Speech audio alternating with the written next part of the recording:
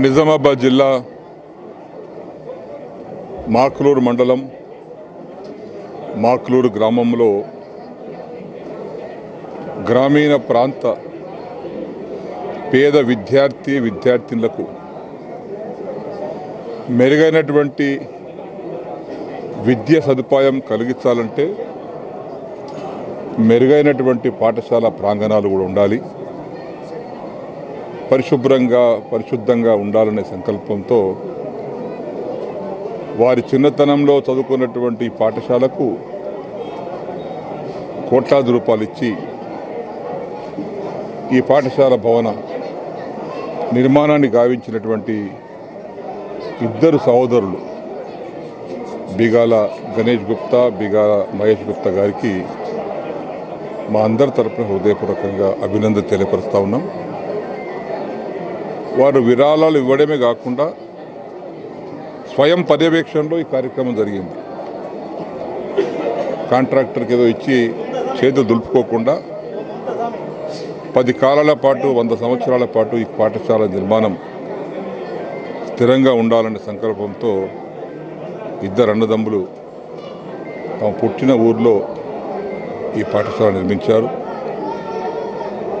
వారికి అభినందనలు తెలియపరుచుకుంటూ, ముఖ్యంగా అది కూడా గ్రామీణ ప్రాంతం, పట్టణ ప్రాంతం కాదు. బహుశా తెలంగాణలోనే ఇంత చక్కటి ప్రాంగణం, ఇంత చక్కటి భవనం బహుశా ఉండకపోవచ్చు.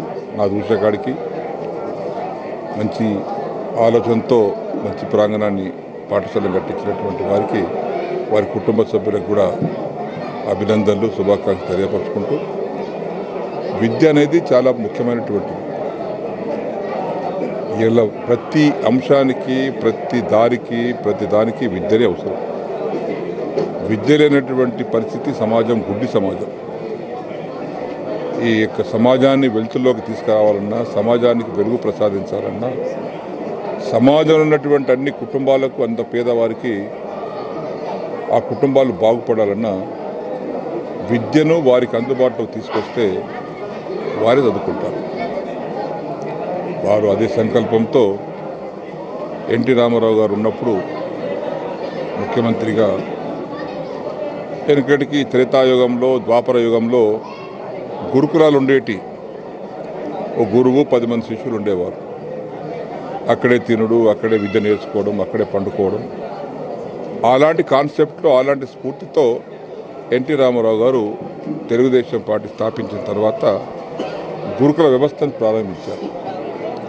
వారి నాయకత్వంలో అన్ని మతాల వారికి, దళిత బిడ్డలకు, గిరిజన బిడ్డకు, వెనుకబడిన తరగతుల బిడ్డలకు, మైనారిటీ బిడ్డలకు 204 గురుకులాలు అప్పుడు ప్రారంభించారు.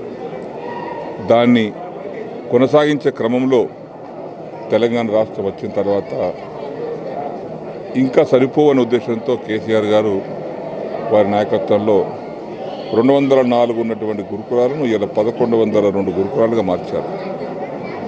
లక్షలాది మంది పిల్లలు, ఆడపిల్లలు, మగపిల్లలు ఉన్నత విద్య వరకు చదువుకోవడానికి, ఇంటర్మీడియట్ వరకు కూడా అందులో సదుపాయం కలిగించారు. మంచి విద్యను పొందుతూ ఉన్నారు. అందులో చదువుకున్నటువంటి వారు చాలామంది డాక్టర్ అయ్యారు, ఇంజనీర్లు అయ్యారు, టీచర్స్ అయ్యారు, లెక్చరర్స్ అయ్యారు, ఎస్ఐలు అయ్యారు, సిఐలు అయ్యారు, గ్రూప్ 1 ఆఫీసర్స్ అయ్యారు. ఆ విధంగా వారిని మనం జ్ఞాపకం చేసుకుంటే తప్పదు. మెడికల్ కాలేజీలు కూడా, జిల్లాకు ఒక మెడికల్ కాలేజ్, మాటలు కాదు, ఒక జిల్లాకు ఒక మెడికల్ కాలేజ్ అంటే ఎందుకంటే మేము చదువుకున్నప్పుడు రాష్ట్రానికి 2 ఒకటి ఉండేటి. ఇప్పుడు జిల్లాకు మెడికల్ కాలేజ్ అయ్యి 10-12 వేల మంది విద్యార్థులకు మెరిట్ ప్రకారంగా వారికి సీట్లు లభిస్తూ ఉన్నాయి. ఆ విధంగా కార్యక్రమం కొనసాగుతూ ఉంది.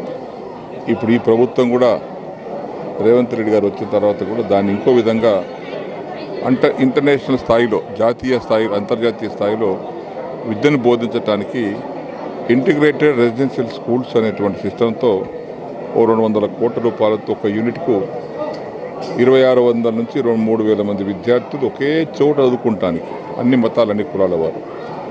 ఆ విధంగా వారికి అక్కడ సదుపాయం కలిగిస్తూ ఉన్నారు. హాస్టల్ ఫెసిలిటీ, చదువుకోవటం, టీచర్స్కు, నాన్ టీచింగ్ స్టాఫ్కు అందులోనే quarters, play grounds, cricket ground, computers, గ్రంథాలయం ఇవన్నీ కూడా ఒక దగ్గర ఏర్పాటు చేస్తూ ఉన్నారు.